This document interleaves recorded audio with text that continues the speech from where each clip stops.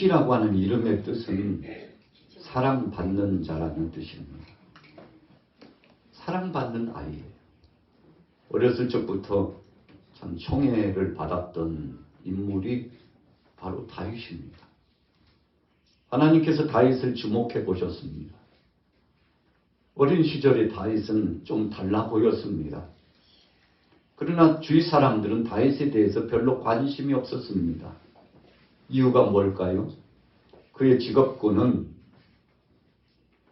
들판에 나가서 양을 치는 목동으로서의 삶을 즐겨 했습니다. 다른 것에는 별로 관심이 없어요. 사무엘 선지자께서 자신의 가정에 와가지고 큰 행사를 진행하죠. 베들레헴의 놀라운 은혜의 역사가 진행됩니다. 그럼에도 불구하고 다윗은 그것에 대해서 별 관심이 없었습니다. 자신에게 있어서의 본분은 목양입니다. 양을 치는 것이 본분이라고 생각했습니다. 이것이 최고의 직업이요, 이것이 최고의 가치 기준의 삶이요, 아버지께서 내게 부여한 8형제가 있었지만 7형제는 사무엘 선지자와 함께하고 참 영광스러운 자리입니다. 새 옷을 갈아입고 진미가 차려진 그 상에서 함께 식탁을 같이 하고, 그래서 누구보다도 복된 자리라고 할 수 있는 그 자리임에도 불구하고 다윗은 제한적으로 그 자리에 참여하지 못했습니다. 이유가 무엇이었는가는 자세하게 성경 속에 말씀하고 있지 않습니다만, 역시 다윗은 상황적으로 보면 천대를 받았던 것은 사실입니다. 그런데 사람들은 관심 없었지만 하나님이 이 소년 다윗을 주목해 보고 계셨다는 것입니다. 사랑받는 자라고 하는 이름의 뜻처럼 그는 많은 사람들의 사랑도 받았지만 더욱이 하나님의 사랑을 받는 사람이었습니다. 그래서 청소년의 시절에 사무엘 선지자가 자신의 집에 왔는데 한 14살 됐을까요? 15살 됐을까요? 자신과는 무관하다고 생각했어요. 아버지도 다윗에 대해서는 별로 그렇게 중요 인물로 생각지 않았습니다. 7 형제 중심으로 생각했죠. 초라하게 들에 나가서 양을 치면서 짐승에 똥을 치고 짐승을 관리해주고 맹수떼가 도전에 오지 못하도록 방패마개가 되어주고, 어떤 때는 그렇게 양을 치다가 맹수떼에게 몰려서 죽을 수도 있는 위급함이 있습니다. 그래서 목동 혼자 들녘에 있다는 것은 매우 위험한 것입니다. 주위 사람들이 2명 혹은 3명 지원해주는 지원자가 필요한 상황이 바로 그런 상황입니다. 그럼에도 불구하고 다윗 홀로 있었습니다. 그런데 하나님께서 사도행전에도 말씀한 바와 같이 이새의 아들 다윗을 만나니 내 마음에 합한 자다. 내가 저를 통해서 내 뜻을 다 이루리라고 하나님께서 마음을 결정하셨습니다. 언제 그랬을까요? 들녘에서 양을 칠 때부터 하나님이 다윗을 주목해 왔습니다. 그래서 7 형제가 사무엘 선지자님을 만나기 위해서 흥분을 감추지 않고 새 옷을 갈아입고 잔치자리에 배석하고, 무슨 일이 있을까? 초긴장 상태가 됐죠. 첫째 형 다윗에게 있어서는 맏형, 둘째 형, 셋째 형 다 사무엘 선지자 앞을 지났습니다. 그럼에도 불구하고 하나님께서 이 7 형제들을 선택하지 않았다는 것은 참 의미 있는 일이에요. 형제들에게 있어서는 실망감이 몰려왔을 겁니다. 아니, 왜 우리를 불러놓고 아무런 반응도 없고 아무런 역사도 나타나지 않을까? 그리고는 후미에 사무엘 선지자가 깨닫고 7 형제 중에는 하나님이 정하신 자가 없다고 생각하고 그의 아버지 이새에게 묻습니다. 여보시게, 아니 자녀가 7이 자녀밖에 없어? 이상하네, 참 희한하네.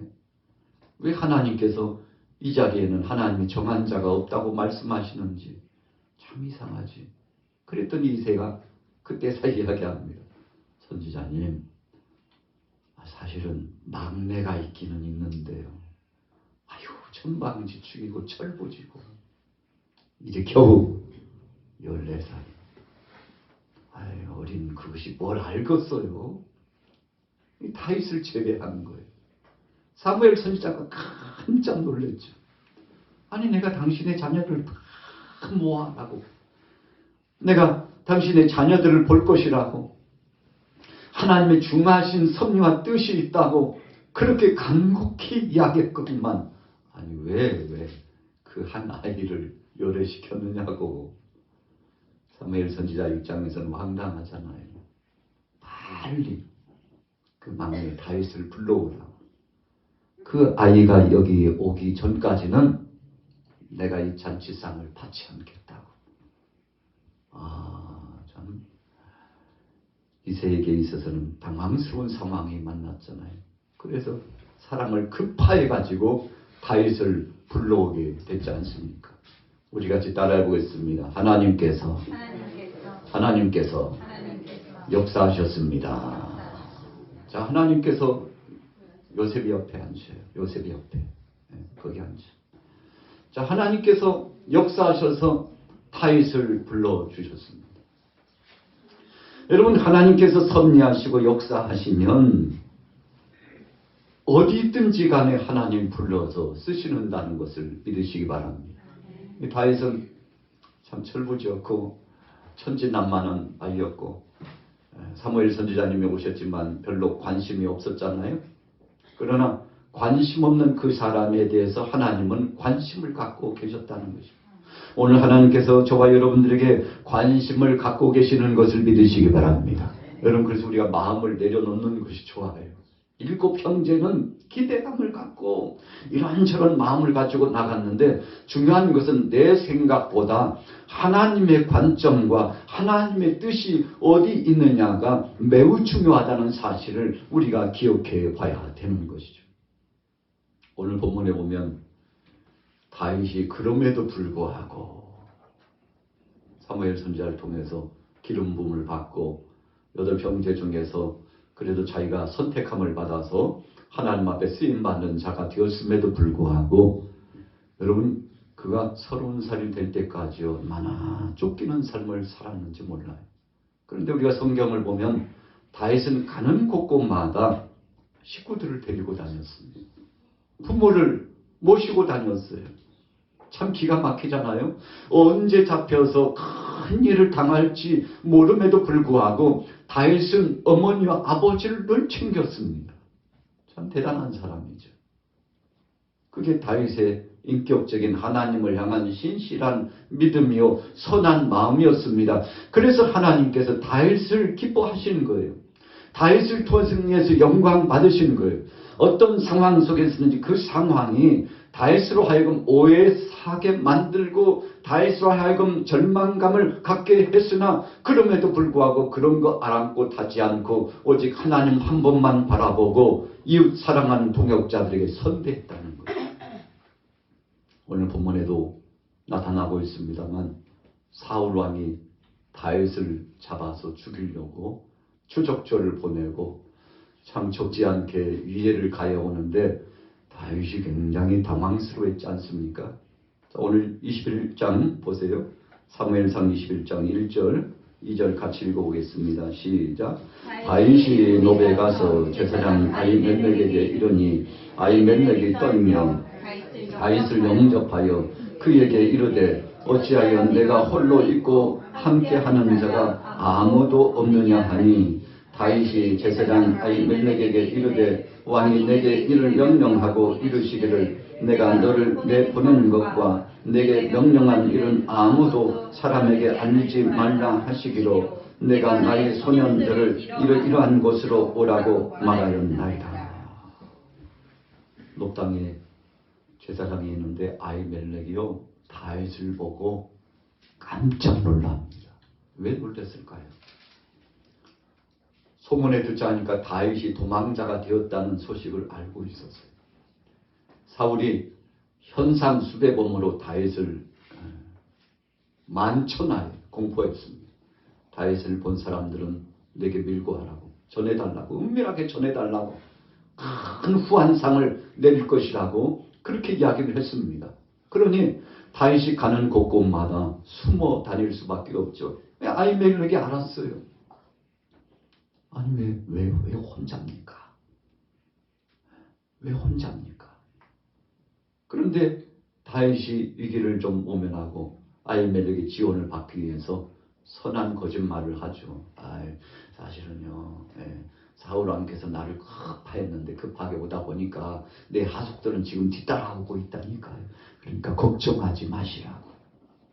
아히멜렉은 마음에 부담감이 와요. 내가 이 다윗을 도와야 되나 말아야 되나. 그런데 아히멜렉이 하나님 앞에서 행합니다. 할렐루야. 하나님 앞에서 다윗을 도와요. 다윗이 너무 배가 고팠어요. 허기졌어요. 쫓기는 도망자의 상황이다 보니까 참 감당할 수 없어요. 갈 길이 먼데 배는 고프고 자기뿐만 아니라 함께한 사람들이 지금 배가 고파가지고 견딜 수 없는 상황인데 제사장 아히멜렉에게 먹을 거 없어요? 먹을 거. 배가 고파가지고 죽을 지경이라고. 나뿐만 아니라 나와 함께한 젊은이들이 있는데 그들에게 좀 음식 좀 내어달라고. 그러니까 오늘 본문에 아히멜렉 제사장이 뭐라고 말씀합니까? 자, 3절 같이 읽어보겠습니다. 3절 4절 시작. 이제 당신의 수중에 무엇이 있나이까? 또 5덩이나 무엇이나 있는 대로 내 손에 주소서. 그 소년들이 여자를 가까이만 하지 아니하였으면 주리라 하는지라. 여러분, 제사장에게는요 떡이 있긴 있었어요. 그런데 이건 보통 떡이 아닙니다. 진설병이에요. 우리가 레위기 24장 5절 9절에 보면 진설병은 제사장만 먹도록 되어 있어요. 바로 먹는 것이 아니라 주의 날 이 안식일이 되면 떡상의 진설, 이 떡을 바꿔야 됩니다. 물리고 나면 물린 것을 제사장이 먹는 겁니다. 하나님 앞에 영광 돌리고 하나님 앞에 중심으로 헌신하고 물린 것을 먹는데 다윗에게 이야기합니다. 다른 것은 없고 예배상에서 떡덩이를 물린 그 떡이 있는데 아무나 먹어서는 안 되는데 걱정하지 마세요. 저와 함께하는 젊은이들이 사흘 동안이나 여인을 가까이 하지 않고 몸을 단장히 하고 나뿐만 아니라 나와 함께하는 사람들이 겸비하여 선별된 삶을 지금까지 진행해 왔으니까 걱정하지 마시라고. 염려하지 마시고 저에게 좀 우리에게 달라고. 여러분, 그래서 아히멜렉 제사장이 제사장만 먹는 진설병을 이 사랑하는 사람들에게 내어주게 되지 않았습니까? 우리가 마태복음 12장 3절 7절 말씀, 요한복음 6장 48절, 고린도전서 10장 16절에 말씀하는 것처럼 이 떡은 특별히 어려움을 당하는 사람들을 위하여서 줄 수 있는 선한 마음을 가질 수 있는 그런 하나님의 뜻이 있었어요. 그래서 아히멜렉이 그래요. 나만 먹어야 되는 거지만 배고프고 허덕이고 힘든 당신에게는 하나님께서 허락하시는 반이 당신과 함께한 사람들에게 나눠주겠다고. 여러분, 그래서 다윗과 함께한 사람들이 제사장만 먹는 진설병을 먹게 되었어요. 얼마나 배고팠으면 그렇겠습니까? 다윗이 한 나라의 왕이 되겠다고 이미 14세, 15세 때에 사무엘 선지자를 통해서 하나님의 뜻을 바꿔서 믿음으로 충직하게 준비하고 있었는데 시간이 얼마가 지났는데요. 꼼짝도 하지 않아요. 세월이 유수처럼 흘러갔습니다. 겨울이 지났는가 하더니 오늘 2월 25일 봄이 와가지고 그래도 따뜻한 기운이 계속 남쪽에서 올라오고 꽃들이 피어가지고 아름다운 꽃의 향연이 있다고 그러지 않습니까? 그런데 시간이 지났음에도 불구하고 하나님의 뜻은 이루어지는지 마는지 참 알 수 없게 더 극한 환난과 핍박이 다윗에게 왔죠. 그럼에도 불구하고 다윗은 그 마음을 내려놓지 않고 하나님만 바라봤습니다. 얼마나 비천하게 됐습니까?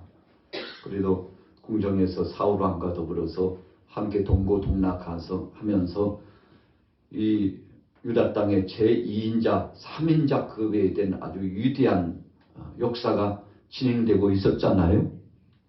그런데 하루아침에요, 쫓기는 신세가 되고, 우리가 사무엘상 20장에 보면 그의 참 충직한 친구, 그에게 전부를 내어줘도 아깝지 않다고 생각했던 친구 요나단이 그의 아버지의 동태를 살피고 앞으로 이 친구 다윗이 함께 머무는 것은 큰일 날 일이라고 생각하고 빨리 이 피난, 도망자의 삶을 살도록, 당신이 지금 여기 우리 집에 함께 있는 것은 우리 아버지께도 안 좋고 당신께도, 친구 당신 다윗에게도 안 좋아. 그러니까 멀리 가라고 신호를 보내가지고 다윗으로 하여금 피해갈 수 있는 이 상황을 만들어주지 않습니까? 왜 그랬을까요? 요나단은 다윗을 정말 진심으로 우정을 가지고서 그를 사랑했습니다. 그를 선대했습니다. 아버지는 그 친구 다윗을 죽이려고 했지만 그럼에도 불구하고 어찌 보면요, 다윗은 이 요나단에게 있어서 위협한 인물이에요. 다윗은 만만이고 사울은 천천히다. 사람들이 다윗을 따르고요, 다윗을 쫓고, 다윗 같은 사람이 왕이 돼야 되는데 이런 말도 들리고 적지 않게 껄끄러운 이 여론이 형성되고 있어요. 그래서 오히려 아버지와 합해가지고 다윗을 처단하는 것이 자신이 살 길이라고 생각할 수 있는 그런 상황임에도 불구하고 요나단은 마음을 다 내려놓습니다.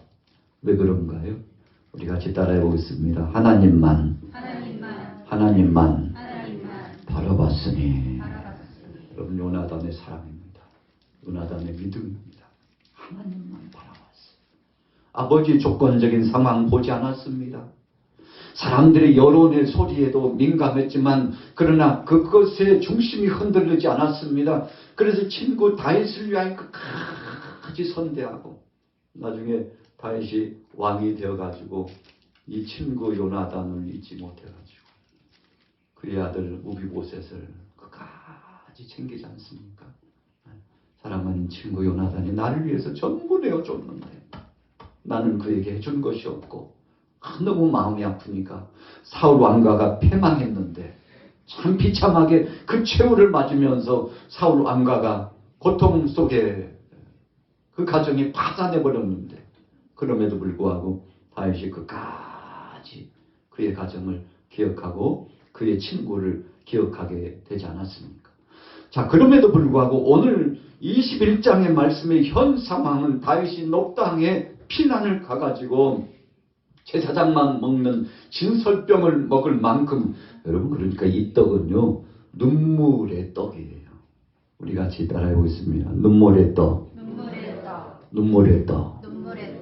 야, 내가 이 떡 하나 먹고 그래도 목숨 부지하려고, 이런 인간적으로 보면 내가 꼭 이렇게 살아야 되나, 내가 이렇게 살아야 되나 생각을 했을 겁니다. 그러나 다윗은 하나님만 바라보고 하나님의 선하신 그 섭리를 바라보고 나가니까 여러분, 하나님께서 그를 책임져 주시고 함께 해주셨는데, 그런데요, 오늘 이 아히멜렉 제사장과 계속 함께 하면은 더 큰 위기가 닥칠 수 있다는 것을 다윗은 알고 있었죠.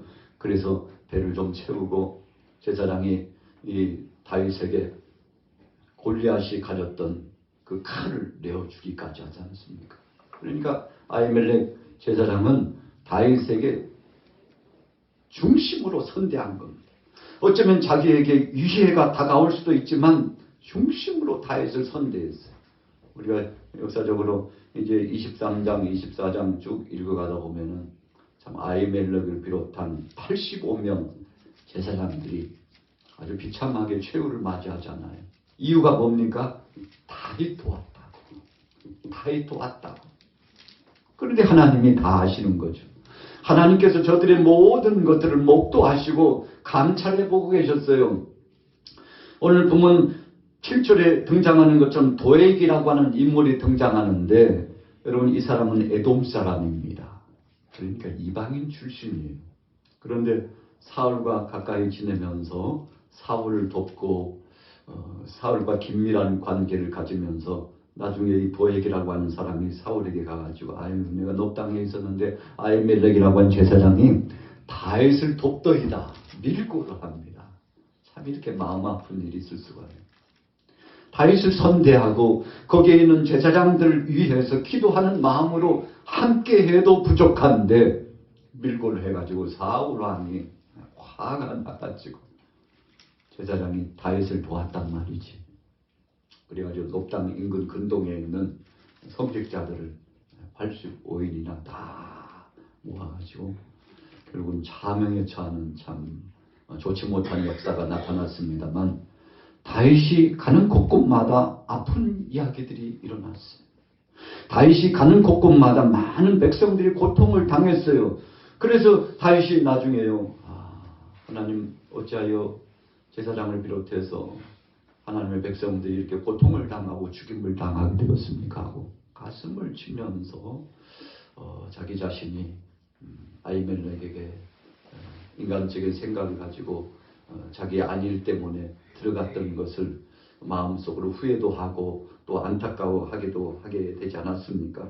자, 그럼에도 불구하고 하나님께서는 다윗으로 하여금 포기하지 않고 믿음을 갖도록 하셨는데 여러분 아히멜렉과 함께하면 안 되겠다고 생각해서 그가 또 다른 곳으로 피난을 갑니다.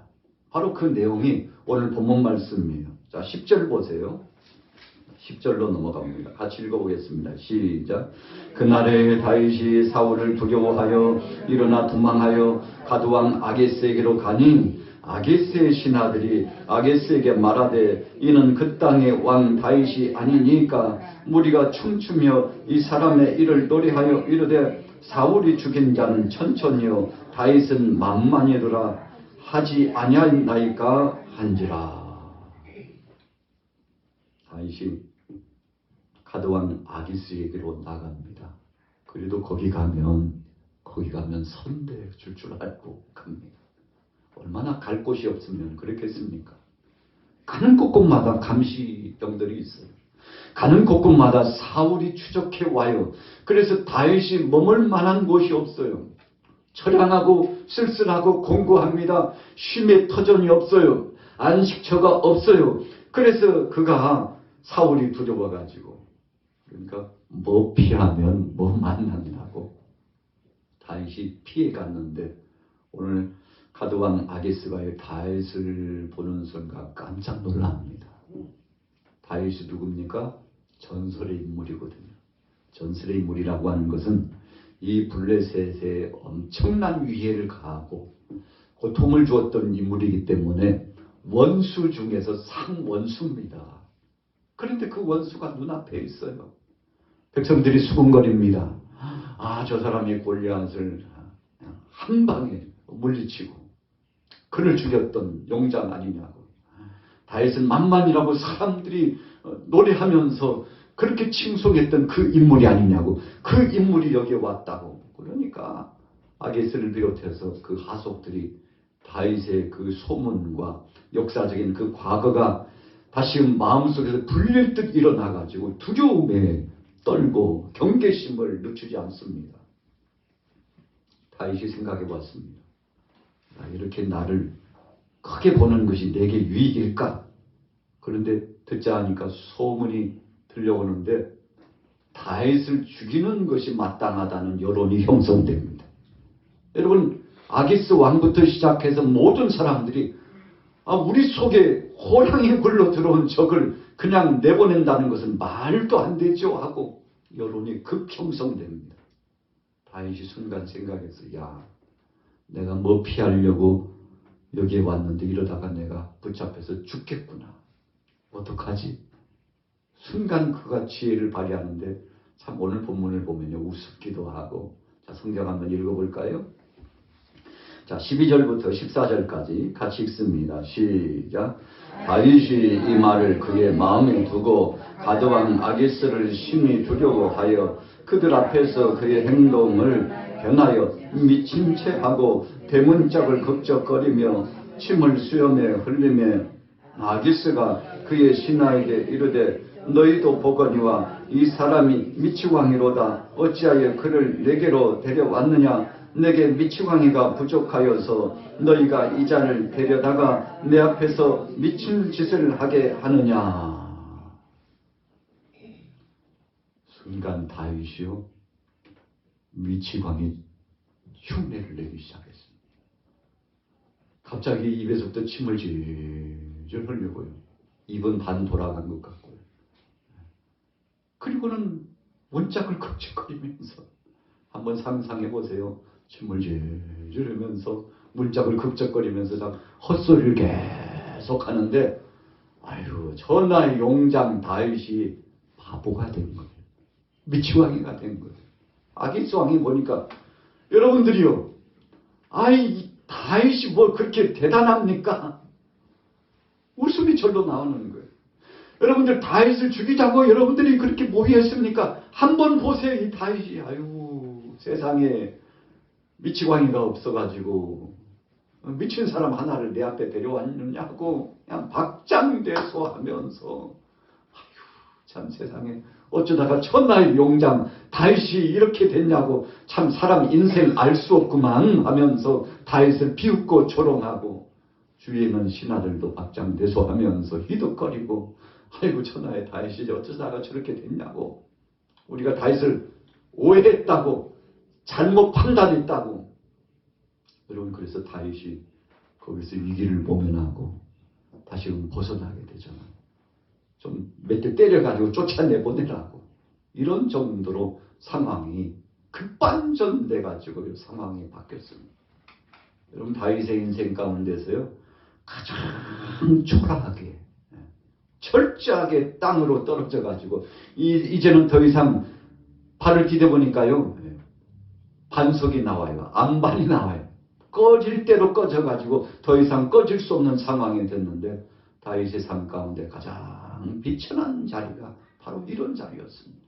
천하의 용장 다윗이 하나님께로부터 약속을 받은 사람입니다. 앞으로 큰 성읍을 이루는 이스라엘의 제2대 왕이 될 것이라고 기름 부음을 받은 종입니다. 그럼에도 불구하고 하나님께서 다윗을 얼마나 강하고 철저하게 훈련을 시키셨는지 미치광이 흉내를 내면서까지 목숨 부지한 만큼 그 상황에 민첩하게 그 상황을 빠져나와서 자기 목숨을 부지해야 될 만큼 위급한 상황으로 하나님이 몰아갔는데 다윗이 아마 아기스 왕의 그 위급한 상황을 벗어나가지고 길을 걸어가면서 웃었을 거예요.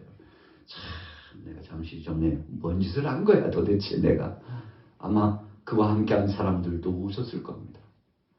아유 다윗이요 당신이 어쩌다가 그렇게 됐느냐고. 여러분 하나님이 그에게 지혜를 주신 겁니다. 할렐루야. 우리가 바울 서신도 읽어보면요 바울이 천하고 비천한 자리까지 내려갔어요. 그는 로마 시민권자였습니다. 그리고 가말리엘 문화에서 최고의 학문 율법의 박사로서 통달했던 유지급에 속한 아주 중요한 VIP였습니다. 그럼에도 불구하고 다메섹 도상에서 예수님 만난 다음부터 내가 살아왔던 이 과거 내가 자랑할 만한 이런 부귀와 영화라고 하는 것은 주님 앞에서 배설물처럼. 배설물이 뭡니까? 여러분 우리가 큰 집 작은 집으로 배설물을 쏟아내는데 그것만도 못한 존재라고 생각하고요. 예수 그리스도 앞에서 모든 명예나 권세와 물권과 인맥도 그리고 자신이 가지고 있는 학문의 범위 지식도 다 내려놓고 이제부터는 예수 그리스도의 십자가만 자랑하겠다고 예수님만 자랑하겠다고 철저하게 자기 자신을 내려놓고 주님 영광을 위해서 살아가게 되는 겁니다. 여러분 한번 보세요. 오늘 다윗도 이 현장의 이 위기감을 중심으로 하나님께서 이제 다윗을 회복시켜 나가기 시작하는데 여러분 그래서 우리가 때로는 철저하게 내려지는 깨어짐과 변화의 역사를 경험할 필요가 있는데 혹시라도 그런 상황이 됐다면 두려워하지 마시기 바랍니다. 우리 같이 따라해 보겠습니다. 하나님이 책임지십니다. 정치, 경제, 문화, 사회, 과학, 교육, 제발 모든 분야로 야 바닥을 치운다. 어떡하지? 그런데 하나님은 말씀합니다. 괜찮아. 그때가 이제 내가 너희와 함께 할 때야. 그때가 바로 내가 너희를 도울 때야. 내가 너희를 떠나지 않고 버리지 아니하리라 말씀하는데 오늘 다윗이 하나님의 영음을 들은 줄로 믿습니다. 여러분 하나님 한 분만 바라보고 나갔습니다.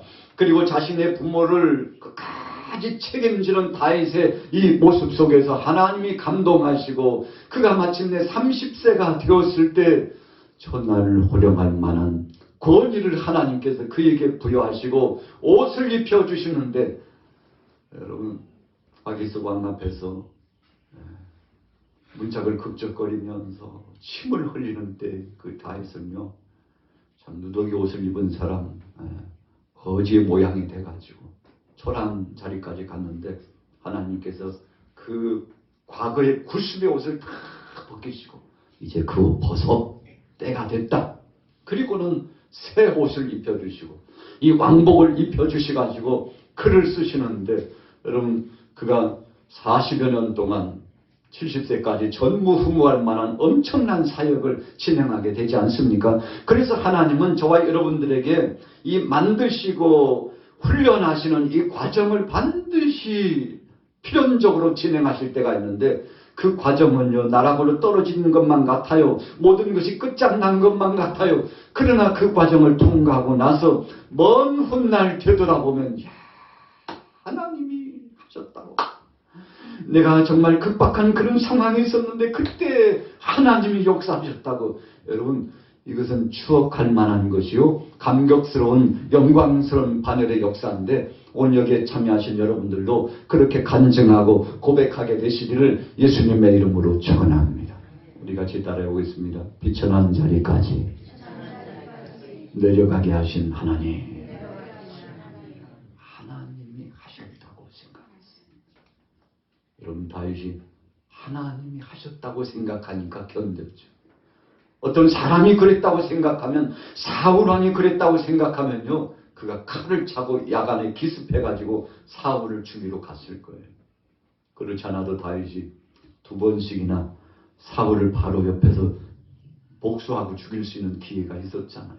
한 번은 굴속에서 한 번은 광야 막사에서 하나님이 다윗에게 그런 기회를 주시네요. 다윗이 착각할 수 있죠. 아유, 역시 하나님은 내 편이셔. 내게 이런 기회를 주시네. 야, 내가 복수의 칼날을 갈았는데 하나님이 이런 기회를 주시다니. 아니 원수가 내 앞에서 잠을 자고 있구나. 죽일 수도 있잖아요. 백성들 앞에 선포할 수 있죠. 여러분들이 하나님이 섭리하신 겁니다. 다 하나님이 하신 것인데 사울왕을 내 앞에 저를 치고 새로운 나라를 세우도록 저에게 허락하셨으니 나와 함께한 사람들이 다 눈으로 본 바입니다. 내가 의도적으로 한 것이 아니고 하나님이 이렇게 상황을 만들어 주셨다고. 여러분 다 합리화시킬 수 있잖아요. 그러나 그것마저도 다윗은 시험으로 생각했어요. 하나님 무슨 말씀이에요? 지금 저 시험하는 것이죠? 저 시험하는 것이죠? 다윗이 2번씩이나 내려놨어요. 한 번은 사울왕의 옷자락만 배워요. 한 번은 사울왕의 물병과 필수품을 가지고 가가지고 사울왕에게 보이는 겁니다. 왕이여, 나는 당신을 2번씩이나 바로 앞에서 죽일 수 있었지만 다윗은 사울왕에게 자신을 죽이지 않았다고 그렇게 선포하면서 메시지를 전하니까 사울왕이 눈물을 흘렸잖아요. 얼마나 다윗을 보면서 자신이 했던 것이 생각나가지고 눈물을 흘리면서 충신 다윗을 내가 몰라봤다고. 그러나 그가 회개는 하지 않았어요. 잠시 뉘우친 걸로 끝났죠. 그래서 마지막 순간까지 하나님의 섭리와 뜻을 거스리고 자기 중심으로 나갔다가 참 그 말년에 안타까운 상황을 만났습니다만 오늘 다윗 어땠습니까? 정말 대적자들이 많았어요. 원수가 많았어요. 그 대적자들 앞에서 끝까지 하나님 바라보고 비천한 자리까지 하나님이 내리셨는데 그럼에도 불구하고 하나님은 내 편이시고 하나님은 역사하시고 이 날을 책임져 주신다고, 우리 가정을 책임져 주신다고 믿음으로 갔더니 하나님께서 급물살하게 회복해 주시는데, 언제 그랬냐는 듯이 하나님이 역사해 주시고 봄에 피는 꽃처럼 하나님이 꽃을 피우게 해 주셨는데, 오늘 2024년도 2월 25일 2월 넷째 주간 예배한 여러분들의 가정 속에 이런 아름다운 봄꽃과 같은 은혜의 향연이 피어지게 되기를 예수님의 이름으로 축원합니다.